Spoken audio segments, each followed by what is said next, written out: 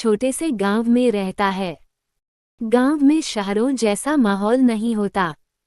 यहाँ हर कोई एक दूसरे को अच्छी तरह से जानता और पहचानता है।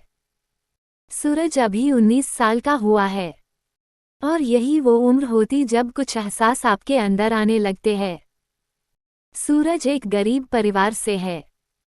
माँ और पिताजी दोनों काम करते हैं ताकि सूरज और उसकी छोटी बहन की अच्छी से पढ़ाई लिखाई हो सके। सूरज के घर के पीछे एक बरामदा है, जैसे कि गांव में घर होते हैं थोड़े खुले हुए। सूरज अक्सर गर्मियों में छत पर सोया करता है और आज भी सूरज छत पर सोया है, लेकिन कुछ शोर की वजह से उसकी आंख खुल जाती है। उठकर वो नीचे देखता है और यह पहली बार था जब उसने देखा है नेहा को। हल्के नीले रंग की सलवार सूट पहने वो अपनी मम्मी के साथ सामने वाले शर्मा जी यहाँ आई है। वो शर्मा जी की भांजी है।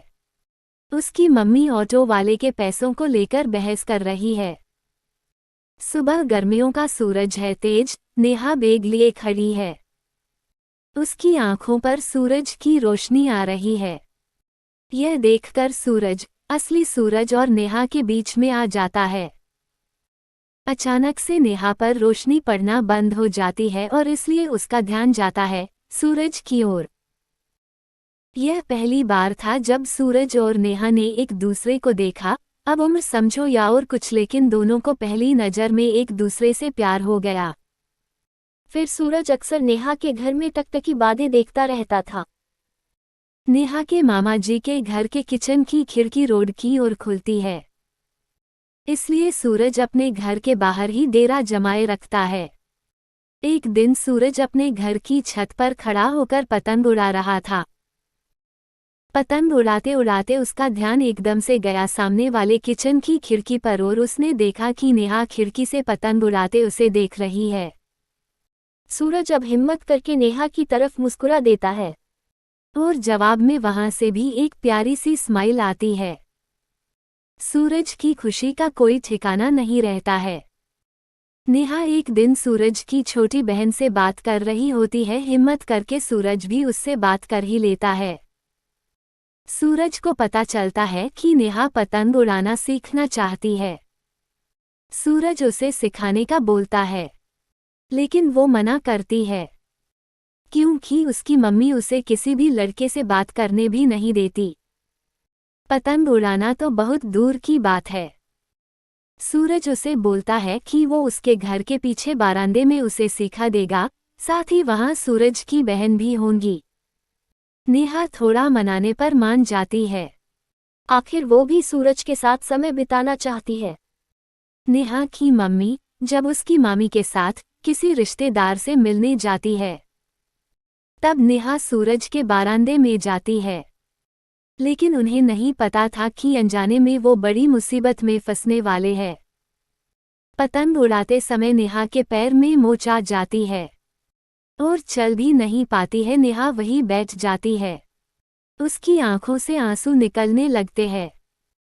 सूरज उसे दर्द में ऐसे देखकर उसे गोद में उठा लेता है और कमरे में बिस्तर की ओर ले जाता है, लेकिन उसी समय उसके घर में नेहा की मम्मी आ जाती है और सूरज और नेहा को ऐसे देखकर उनके गुस्से का कोई ठिकाना नहीं रहता है। वो नेहा को वहां से ले जाती है। सूरज को रात भर नींद नहीं आती है।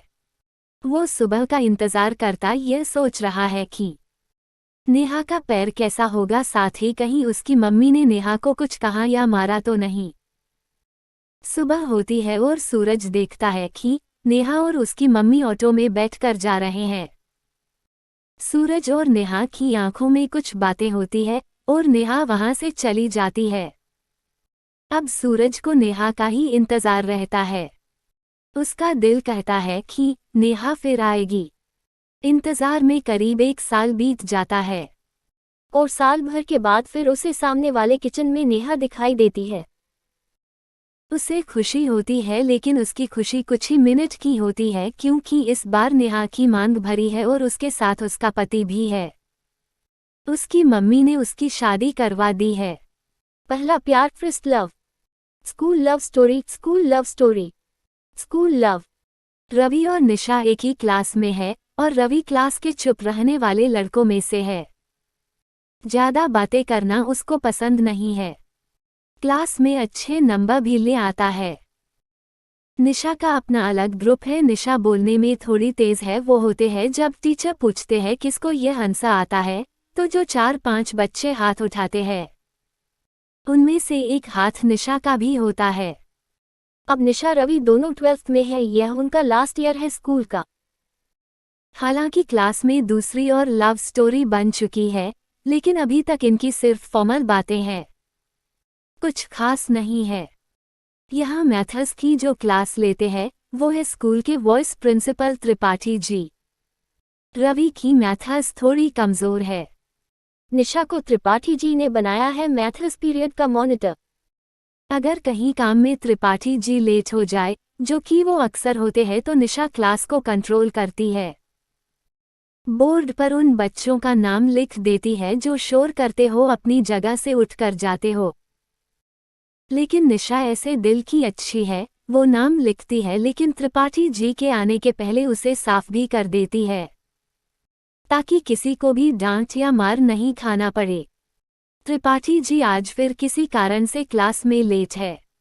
निशा फिर बोर्ड के सामने है, नाम लिखने को तैयार। रवि के पास बैठा उसका दोस्त उसका पेन गिरा देता है। रवि सिर्फ उसकी तरफ देखकर अपना पेन उठाने के लिए चेयर से उठता है। निशा रवि को उठा हुआ देखकर उसका नाम बोर्ड पर लिख देती है। रवि पेन लेकर फिर अपनी जगह पर बैठ जाता है। लेकिन निशा इस बार नाम को साफ नहीं कर पाती, क्योंकि उसके पहले ही त्रिपाठी सर क्लास में आ जाते हैं और रवि का नाम बोर्ड पर देख लेते हैं। त्रिपाठी सर आज कुछ एक्स्ट्रा गुस्से में थे, उनके हाथ लग जाता है रवि को वो वहां आने को कहते हैं। रवि को आते ही जोरदार तो तमाचे टिका देते हैं। क्लास में जैसे सुई पटक सन्नाटा छा जाता है। त्रिपाठी जी के हाथों पीटा वो लड़का है जो सबसे कम बोलता है। रवि पीटने के बाद चुपचाप अपने गाल पर हाथ रखे हुए निशा की तरफ देखते हुए अपनी डेस्क पर वापस लौट जाता है। निशा को अब लगा कि उसने बहुत बड़ी मिस्टेक कर दी। पीरियड खत्म हुआ क्योंकि वो लास्ट पीरियड था, इसलिए इसके बाद स्कूल की छुट्टी और सब अपने घर की तरफ निकलते हैं। लेकिन पूरी क्लास का टॉपिक वही रवि के 2 तमाचे है। रवि जल्दी से निकल जाता है। उसके पीछे जाता है उसका फ्रेंड जिसने उसका पेन गिराया था, सॉरी की सहानुभूति लिए। इधर निशा की सहेलियां सारी निशा को आज की घटना का जिम्मेदार बता रही है। निशा भी मन ही मन गिल्टी है। गाल पर हाथ लिए रवि घर पर जाता है और बीमारी का बहाना बनाकर अपने कमरे में घुस जाता है। रात में निशा को नींद नहीं आती है और ना ही उसके पास रवि का नंबर है जो वो कॉल कर सके। निशा को सुबह का इंतजार है ताकि वो रवि को देख सके, उसे सॉरी बोल सके। सुबह हो गई। निशा को आज पहली बार शायद स्कूल जाने की बेसब्री है। वो स्कूल पहुंचती है। क्लासरूम में चारों तरफ नजर घुमाकर देखती है, लेकिन उसे रवि नहीं दिखाई देता। रवि आज स्कूल नहीं आया। अब निशा का दिन निकलना मुश्किल हो गया। और रही सही कसर निशा की सहेलियों ने पूरी कर दी, जो उसे ऐसे लुक दे रही है मानो जैसे मनोज को उसी ने मारा है। दिन खत्म होता है, सभी फिर घर को निकल पड़ते हैं। रवि अपने घर में बैठा है और दरवाजे पर बेल बजती है और सामने होती है निशा। रवि निशा को देखकर सरप्राइज हो जाता है। निशा कुछ बोल नहीं पाती और इतने में रवि की मम्मी पूछती है, कौन है बेटा? उनको आता देख निशा भाग जाती है। रवि जवाब देता है, पता नहीं कौन बेल बजाकर भाग गया। अब रवि का गुस्सा जैसे आधा खत्म हो गया हो, क्योंकि जहां तक उसे पता था निशा को उसके घर का एड्रेस नहीं मालूम था, यानी निशा ने किसी से पूछा होगा और उसके घर उसे देखने आई होंगी। अगले दिन वो स्कूल जाता है। कल जिस लड़की की वजह से उसने तमाचे खाए थे सबके सामने, आज वो उसी लड़की के बारे में सोच रहा है। वो अपनी डेस्क पर जाकर बैठता है। रवि को पता था कि निशा उसके पास जरूर आएगी, लेकिन निशा नहीं आई निशा की दोस्त रवि को एक लेटर देकर चली गई। अब रवि का आधा गुस्सा जो पहले बचा था वो भी गायब हो गया। रवि को पता था कि लेटर किसने दिया है। इसलिए अब उसने लेटर खोला नहीं। हालांकि उसे भी पता है कि लेटर में सॉरी ही होगा, लेकिन अभी वो उसे लव लेटर से कम नहीं लग रहा। वही निशा बार बार रवि को मूड कर देख रही है, लेकिन रवि उसके देखने पर नजरें चुरा रहा है, थोड़ा भाव खा रहा है। रवि को अब उसके पास बैठे दोस्त छेड़ने लगे हैं। रवि अब लेटर खोल के देखना चाहता है। यह पहली बार है जब वो इस तरह के एहसास से गुजर रहा है। रवि लेटर खोलता है, उसमें बड़े बड़े शब्दों में लिखा होता है आई एम सॉरी, साथ में रोने वाला इमोजी। रवि को उस रोने वाले इमोजी को देखकर हंसी आ गई। वो कहते हैं जब आपके दोस्त और क्लास वाले आपको एक दूसरे के नाम से चिढ़ाने लगते हैं तो कुछ ना हो तो भी कुछ कुछ होने लगता है। रवि निशा के साथ भी यह हो रहा था। अब क्लास वालों की नज़र में एक और कपल बन गया था। तो ऐसा था रवि निशा का पहला प्यार। यह कहानी इसी मीठे एहसास के साथ खत्म होती है जो कि सभी के साथ कभी ना कभी हुआ।